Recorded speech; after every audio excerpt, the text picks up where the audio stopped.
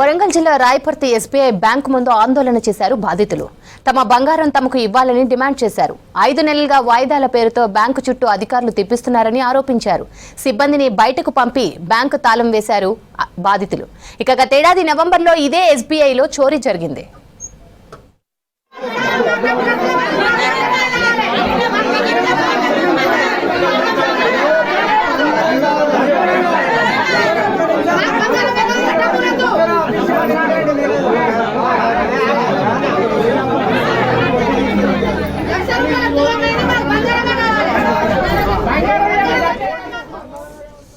వరంగల్ జిల్లా Rayaparthi SBI bank ముందు ఆందోళన చేశారు బాధితులు. తమ బంగారం తమకు ఇవ్వాలని డిమాండ్ చేశారు. 5 నెలలుగా వాయిదాల పేరుతో బ్యాంకు చుట్టూ అధికారులు తిప్పిస్తున్నారని ఆరోపించారు.